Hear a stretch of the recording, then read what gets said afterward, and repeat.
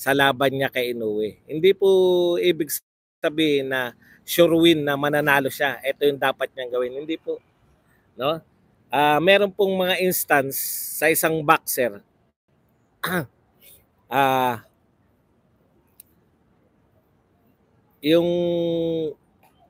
Yung talo na mas sumikat pa, 'di ba? Ito lang lately, si Ngannou, nakita naman natin. Bigla yung demand kay Ngannou. Bigla siya nakilala. Una, nakilala si Ngannou sa nakilala siya sa sa mundo ng boxing, biglang-bigla. Walang kaabog-abog, biglang na kagad siya. Isa na kagad siya sa mga big name, no, ng boxing. Tapos unang laban niya pa lang 'yon bilang professional fighter, no? Merong mga boxer, ang tagal-tagal ng champion, wala pa rin pong impact. Pero si Ngannou, hindi naman siya nanalo, hindi naman championship yung laban, bigla naging big star instantly. Ano po yung dahilan, no, ng kanyang formula? So sa boxing po, minsan hindi po kinakailangan na manalo ka eh. Kasi may mga panalo na po siya, parang walang kalatoy-latoy. Nanalo ka sa puntos, napaboran ka ng judges. Ano po yan eh, parang hindi ka rin nanalo. Ito po sa instance sa pangyayari kay Ngannou, talo po si Ngannou. Pero bakit po siya naging big star? Kasi nakita natin lahat yung potential. Unang laban na pabagsak yung number one na heavyweight, no? Wag na tayong maglokohan, no? Si Tyson Fury po ang number one, kahit isa lang po ang kanyang championship belt. Alam na natin yan no? Kung bakit isa lang yung kanyang championship belt. Pero ganun pa man, siya po ang kasi yan si Tyson Fury, biktima rin yan ng mga pag-strip ng belt. Siya po may hawak ng pinakamaraming belt. Actually, yung 3 belt niya, yan yung hawak niya dati. Tinanggalan po siya ng corona ng lahat ng yan. Nang wala siyang talo, hindi po natalo yan. Wala pa rin po siyang talo ngayon. Kaya po yung WBC niya, napanalunan niya yan kay Deontay Wilder. Yun po yan. No? So, ibig sabihin, ito pong ganyan po yung pag-i-strip ng mga no? Kaya po, siya rin naman ang lineal champion na tinatawag. Tapos, number 1 yan, number 1 sa buong mundo, no? Heavyweight. Pwede pa rin i-consider na number 1 pound for pound itong si Tyson Fury. Pero kung papansinin po natin, napabagsak ni Ngannou. Yun po yun, no? Yung isa kang MMA fighter, isa kang MMA champion. Siyempre, kilala ka ng mananonood ng MMA. Hindi naman po lahat nanonood ng MMA. Aminin natin, marami sa atin, ngayon lang narinig yan si Ngannou. Nung muntik na niyang, by split decision, muntik na niyang matalo. Muntik kasi po siya, napabagsak mo. Medyo kinapos lang talaga eh. Honestly ba, honest po ba yung sa scorean, talaga bang talo si Ngannou? Talo po talaga kung honest po lang ang titignan. Kasi bukod dun sa round na napabagsak niya si Tyson Fury, wala naman pong ibang round na talagang binugbog niya ng gusto si Tyson Fury. Pwedeng sabihin natin na natsambahan niya yung isang suntok na yun, pero ganun talaga ang boxing eh, di ba? Meron tsamba. Okay. So, si Ngannou, natalo po siya, pero nag-gain po siya ng popularity, no? Nag-gain po siya. Si Manny Pacquiao po, no, yung unang laban niya kay Morales, talo po si Pacquiao. Ano po 'yun? Unanimous decision po 'yun. Hindi po close.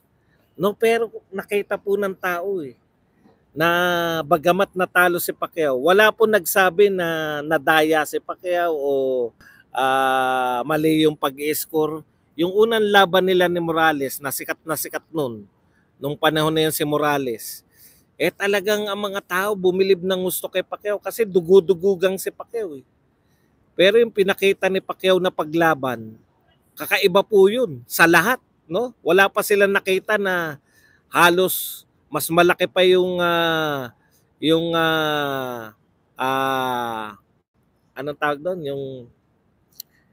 yung cut, mas malaki pa yung cut ni Manny Pacquiao kaysa sa mata niya. Literal na lumalaban pa rin. Ang ibig ko sabihin dito, kung binigay mo ang lahat, no? Mas sumikat pa po si Pacquiao sa pagkatalo na yung kay Morales.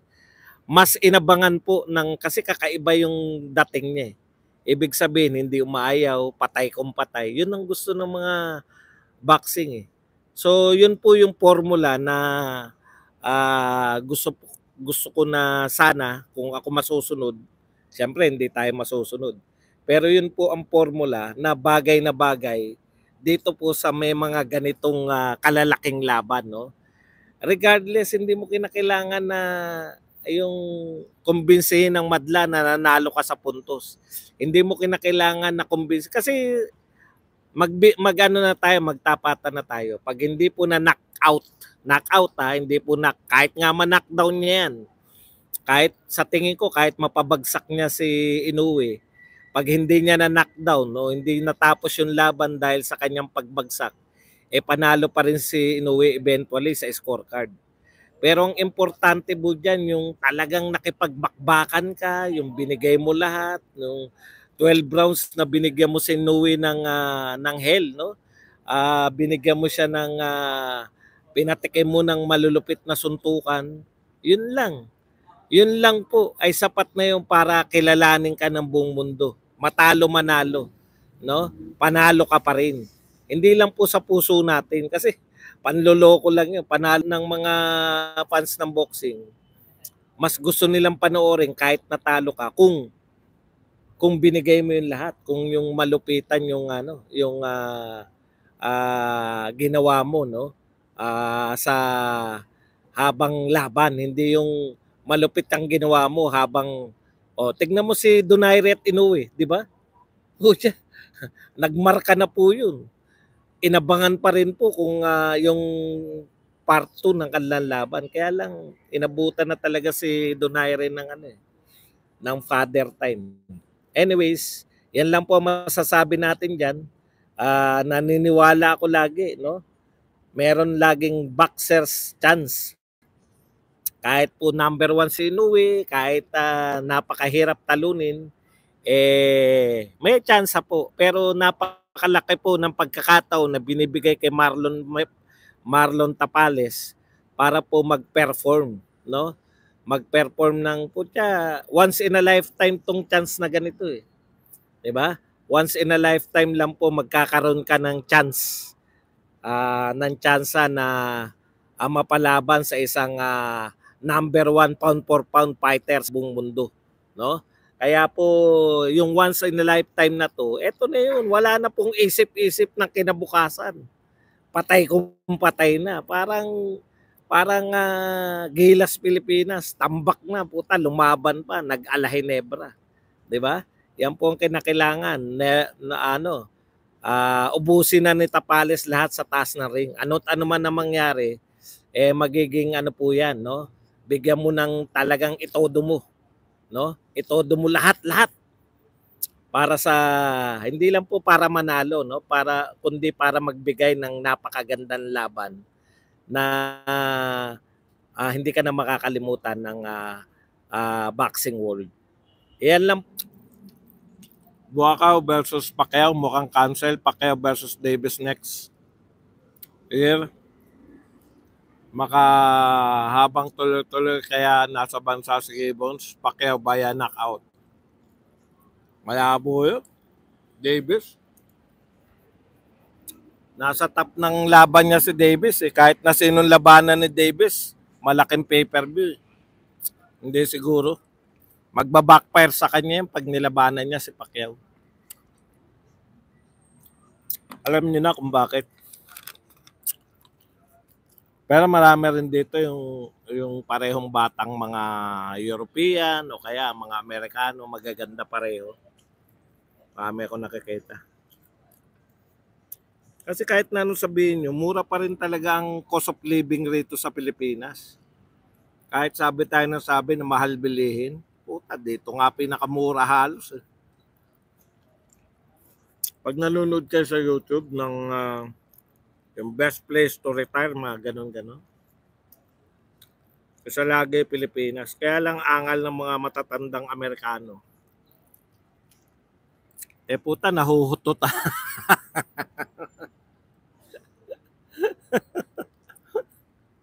Nahuhututan lang. Nagtataka raw sila. Puta, buong pamilya na. Tatawa ko sa itong Amerikano. Mga 60 na siya eh. Alam niyo yung mga nagre-retiro tapos dito mag-stay. Nakakatawa rin yung ano nila eh. Yung mga buhay. Kasi, puta, ngayon lang daw sila napatulan ng ganun kagaganda eh. Alam mo naman sa kanila, basta sexy, maganda-maganda na sa mga Amerikano. Kasi hindi naman sila sa mga mapuputi eh. Sa mga super sexy, di ba?